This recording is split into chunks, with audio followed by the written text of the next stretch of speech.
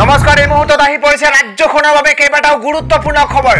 আৰু এনে ধৰণৰ খবৰসমূহ নিতৌ চাবৰ কাৰণে চেনেলটো সাবস্ক্ৰাইব কৰিবলৈ নাপাহৰিব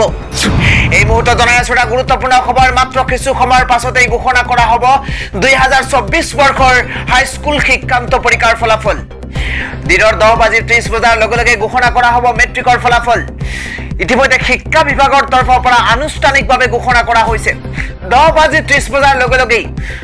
কেইবাটা ওয়েবসাইটত মুকলি হ'ব মেট্ৰিকৰ ফলাফল ইতিমধ্যে 10টাকৈ ওয়েবসাইট মুকলি কৰা হৈছে আৰু 10টাকৈ ওয়েবসাইটত ছাত্ৰ ছাত্ৰীসকলে লাভ কৰিব মেট্ৰিকৰ ৰিজাল্ট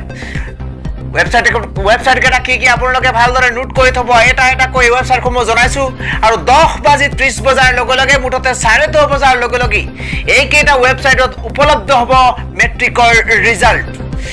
www.sebaonline.org প্ৰথমটো ওয়েবসাইট মুকলি কৰা হৈছে দ্বিতীয়টো ওয়েবসাইট মুকলি কৰা হৈছে resultassam.nic.in তৃতীয়টো ওয়েবসাইট হৈছে www.indiaresults.com www.result.shiksha আনটা হৈছে www.assam.shiksha আৰু এই দৰে স্ক্ৰিনত দিয়া এই ওয়েবসাইটসমূহৰ জৰিয়তে 10:30 বজাৰ লগে লগে আজি ঘোষণা কৰা হ'ব প্ৰতীক্ষিত এই হাইস্কুল শিক্ষান্ত পৰীক্ষাৰ ফলাফল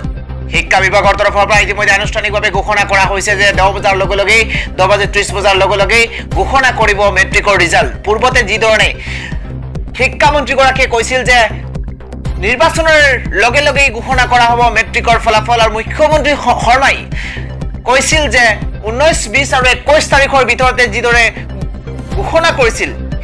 মুখ্যমন্ত্ৰী গৰাকীয়ে যে 19 20 আৰু 21 তাৰিখত ভিতৰতে ঘোষণা কৰা হ'ব মেট্ৰিকৰ ফলাফল ঠিক তেনেদৰে আজি 20 তাৰিখ আৰু আজি দিনটোত ঘোষণা কৰিব মেট্ৰিকৰ ফলাফল আৰু এই 10টা ওয়েবসাইটত উপলব্ধ হ'ব হাইস্কুল শিক্ষান্ত পৰীক্ষাৰ